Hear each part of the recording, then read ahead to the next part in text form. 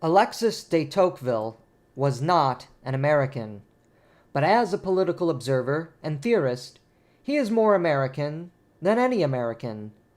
He is also the quintessential writer of the exceptionalist and democratic disposition in the United States.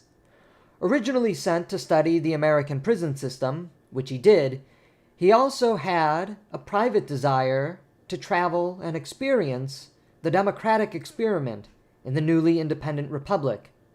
Upon returning to France and publishing his report on the American prison system, he also wrote and subsequently published his most famous and enduring work assessing American uniqueness, Democracy in America. 19th century language held democracy and republicanism as equivalent. Republicanism was the overarching system of laws and institutions that governed a society, and democracy, existing within republican order, entailed the self-governing and free associations of people. Those who live in the 21st century, who make a distinction between not living in a democracy and living in a republic, are petty semantics. Democracy and republicanism, as anybody who has read Alexis de Tocqueville know, are interchangeable, precisely because a republic is that overarching system of laws and institutions, while democracy is the self-governing free associations of people that can occur within a republican system. In America, Tocqueville marveled that no society achieved a greater and a more stable blending of this democratic republicanism than in the United States. Given the tragedy and failure of the French Republic, this was a particular source of Tocqueville's interests, and indeed Tocqueville's loving admiration. Why did democracy succeed in America while it had failed in France? Moreover, was America also in danger of sliding into despotism and tyranny, as France had? Unlike the abracadabra propagandists who just spit out the term democracy today as if democracy is purely good, Tocqueville knew that democracy could include the possibility of totalitarianism. So far, that totalitarianism had not risen in America, but Tocqueville also warned that it could. One of the misnomers of the so-called Enlightenment was that enlightened political theory produced minimalist conceptions of the state. Anyone who studies political philosophy and theory knows this story is grossly inaccurate and downright false, peddled by propagandists who often have a grudge against the far freer and weaker political societies of the Middle Ages and the Renaissance. The divine right monarchs would blush at the centralized power of the modern liberal state. Even the beloved John Locke offered an argument of the legitimate exercise of state power in his two treatises. The thrust of enlightened political theory was the legitimate exercise of existing state power and authority, which ironically often led to greater centralization of state power. While it is true that some Enlightenment political theorists saw legitimacy of exercise power in more limited manners compared to their companions, all accepted the authority of the state and its ability to wield power over the public. The Enlightenment political project, then, was really about the centralization of state power, so that it could wield its power under the legitimacy envisioned by the myriad of thinkers, from the state despotism of Hobbes to the democratic tyranny of Rousseau to the proprietarian and rights-creating legislature of Locke. In contrast to these realities in Europe, what Tocqueville saw in America was exceptional. It was the exception to the norm.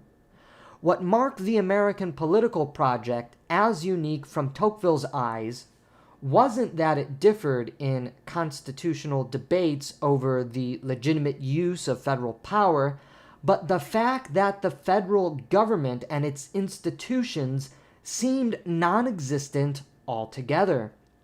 This permitted the true manifestation of a free people, forming local laws and government to enhance their lives, relevant to them in the particular circumstances they found themselves in.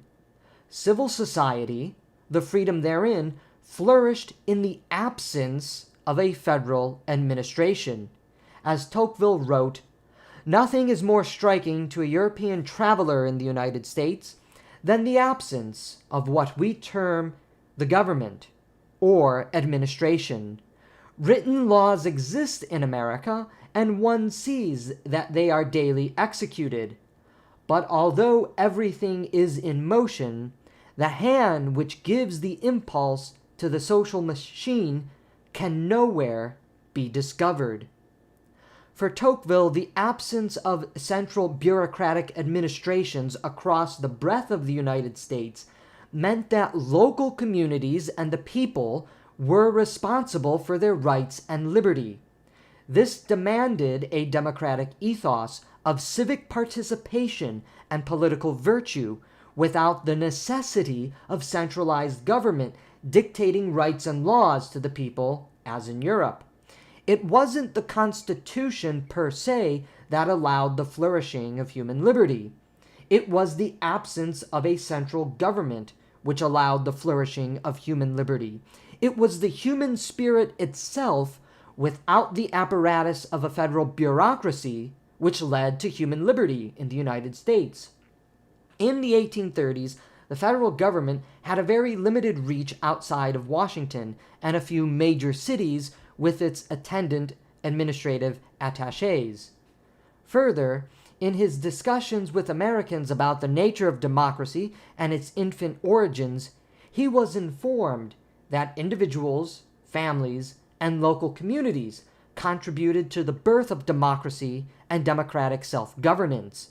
Democracy grew from the bottom up, not the top down, from the people themselves, not imposed federal mandates. This remains a key distinction between American democracy and European democratic federalism. Democracy in Europe is imposed from the top down, whereas democracy in America often comes from the bottom up. Not only was the absence of a central authority remarkable to Tocqueville, the American belief in free will and personal responsibility was inspiring to see. Instead of resigning themselves to a sort of pious fatalism, as many Europeans, even Tocqueville himself, harbored Stoic fatalist sympathies, Tocqueville noted the American belief in free agency and role of individual decisions in shaping the future of community and the country itself as giving greater cause for the civic and civil participation of the masses.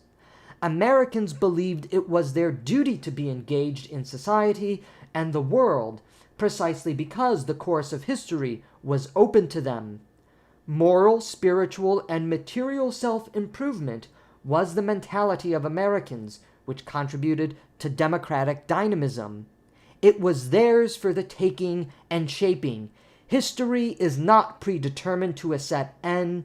History is continually made, remade, and shaped by our actions in the here and now. Unlike Europe, which had fallen victim to the oppressive systematic philosophies of the philosophers, America was untainted by the historical determinism that had enslaved the European intelligentsia. The lack of a deterministic outlook to history may be a catalyst for chaos, but it also means the future is open to those who create a better future. And in America, and anybody who came to America, this means of creating a better future was always open to them. And create a better future they did. We don't know where history is going. That is what makes it exciting and exhilarating, and our lives all the more urgent to be engaged rather than passively sidelined. Rather than resign themselves to a fatalism or apathy or the despotism of determinism offered by Hegel, Comte, and later Marx, Americans embrace the open future with vigor and passion. This also characterized American intellectuals from their European counterparts. American intellectuals offered a defense of the populist spirit without the rigid despotism of the European philosophers. Why defend democracy? Because democracy itself is not guaranteed to triumph. There is no right side of history.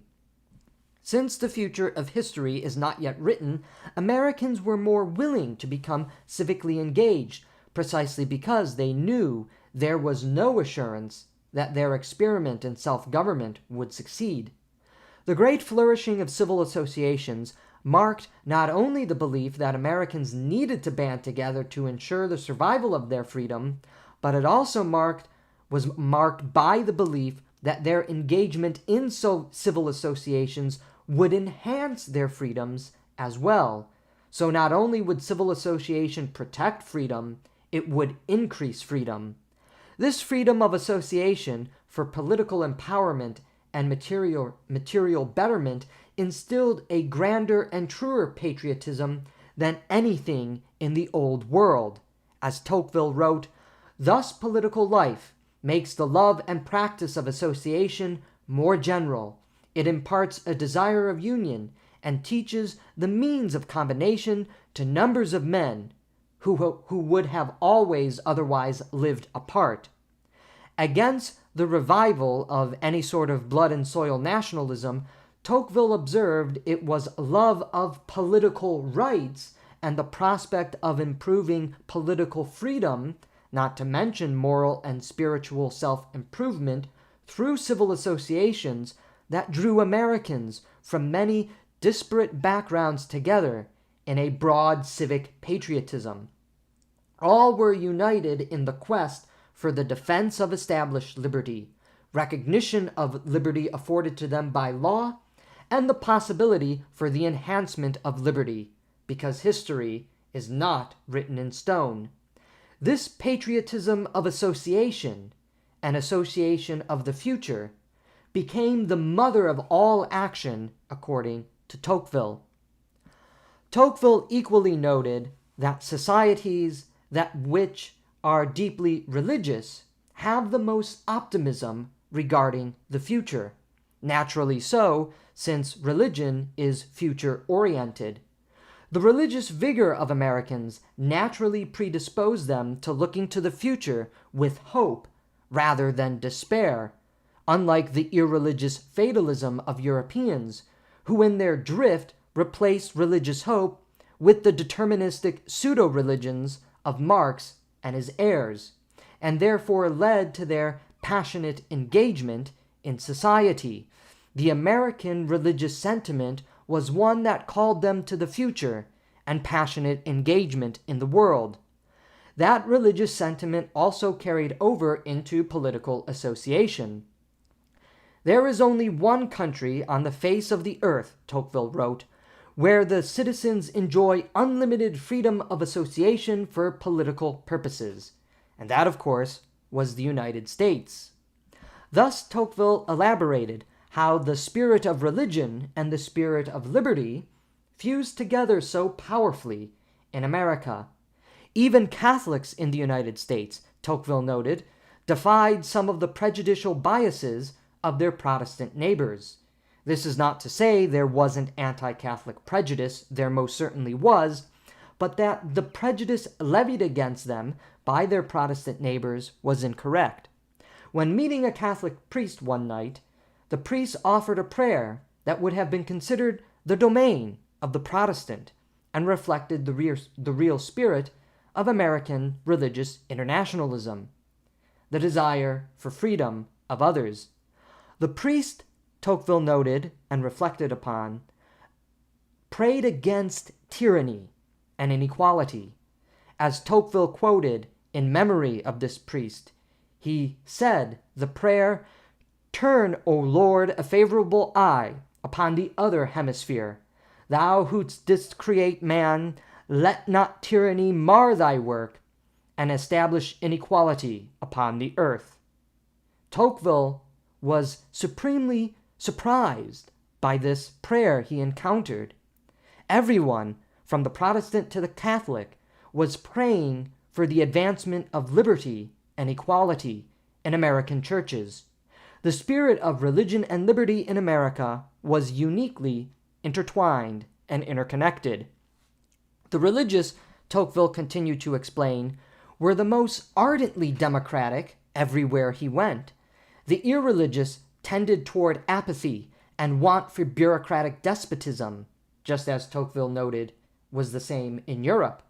The religiously devout in America, be they Protestant or Catholic, moved with hearts aflame for liberty and equality. Of course, this is why Tocqueville praised religious freedom in the United States.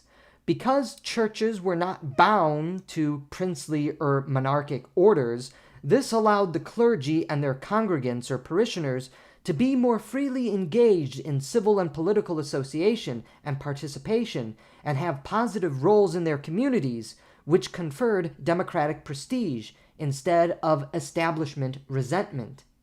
This isn't to say there wasn't religious prejudice, as we noted there was, but it is to say that the religious freedom Americans enjoyed led them to have a greater love for country, which permitted their free exercise of conscience in religious matters, without fear of being spied upon or threatened by state authorities, as often was the case in Europe.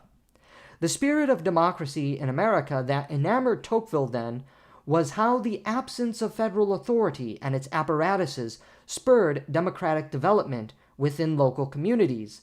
Tocqueville also associated the American passion for civil and political engagement on the fact that they hadn't succumbed to slavish servitude, to grand historical theories and narratives of materialistic determinism.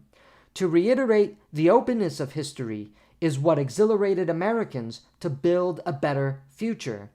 And the people who exhibited this love of liberty and this spirit of future optimism more than anybody else were religious Americans. The religious passions of Americans moved them toward a theology of optimistic hope and freedom. All Christian sects, Tocqueville noted, embraced the spirit of liberty because of the religious freedom that they had. And thus, it is the fact that Tocqueville saw this that led him to conclude that freedom of religion, more than any other freedom, was the most important in the United States. Though we like the rosy side of Tocqueville's picture, he was also prescient towards the dangers inherent within democracy, how it could devolve into despotism, and warned of the moral decadence that slavery wrought to the land and to the American people. In no simple terms, Tocqueville denounced slavery and the stain it had on American ideals. He also warned that the democratic spirit, admirable as it was, could easily be warped by demagogues, especially if moral virtue laxed and the vigor of American civil society participation waned. Then, through this degeneration of morals and this ending of civic participation, a centralizing authority, already implicitly granted in the vagueness of the Constitution, could expand its poisonous reach into the free communities of the United States if Americans fell victim to a uniformity of thought, opinion, and democratic despotism in unicameral or uniformal political governance. When we look at the crisis of America today, we see the exceptionalism that enamored Tocqueville vanishing before us, and his prescience of the dangers he warned almost 200 years ago still bubbling forth or manifesting themselves at an alarming pace. Centralized bureaucracy extends everywhere and drives away those independent civil and political associations that were the true heart of American self-governing democratization. Americans have now become apathetic to the future or fallen victim to the propaganda of grand historical theories and their systems. The decline of religious practice has severed the united spirit of liberty and religion. The irreligious are more susceptible to both civic apathy and substituting the religious outlook to future hope with those despotic systems of historical determinism and their false religious aspirations and eschatological imaginations. The stain of slavery still haunts American memory and its understanding of itself, even though slavery has long since been abolished. Any American who loves the uniqueness of the United States and its spirit of liberty needs to read Tocqueville. Indeed, anybody who is enamored with the very spirit and hope of the United States should read Tocqueville. More than any other man who tread the earth, this Paris-born Frenchman noted in his observations what makes America truly great. He also, therefore, leaves us considerations on how we can lose what our forefathers knew to be precious, which is why they were passionately engaged in the American experiment in the very first place, not just for themselves, but for their posterity and the rest of humankind who desire liberty. And those who do always have the ability and always seem to be looking to the United States for its first cues as to the future freedom of the world, despite what critics of the great and noble republic say. Tocqueville saw the good and the bad in America. He was enamored with the good and warned against the bad. To the good, he saw American hope in the future, civic participation, the lack of a centralized bureaucracy, and a theology of liberty and hopeful optimism as the key engines to American democracy. In warning against the bad, Tocqueville said that if American morals laxed, if moral virtue vanished, if the evils of slavery and racism permeated through the American Republic, and if Americans embraced the grand materialist determinisms of the European intellectuals, they would subject themselves to the slavery of democratic tyranny. And yes, it is democratic tyranny, precisely because if a majority of the people embrace apathy and servitude and then force it upon the minority, that is what democracy in of itself is about. All of us who love the United States and the life it offers us can share Tocqueville's positive, though nuanced view of the good and the bad within the United States. We should also take to heart his warnings of what we may still lose, but also look to what remains to help rebuild what inspired Tocqueville and many generations of Americans. We mustn't forget that Tocqueville's Democracy in America wasn't just a book that was explaining the uniqueness of American democracy. It was also a book that was meant to help Americans and help those who would come to America to maintain and build that spirit of liberty that inspired Tocqueville and the world. Democracy in America, even though it was written almost 200 years ago, remains one of the most indispensable works of political theory and understanding of the United States. In conclusion, from reading Tocqueville, we recognize that it is hopeful optimism and a spirit of civic participation and religious belief in a better future that are the true pillars of democratic governance.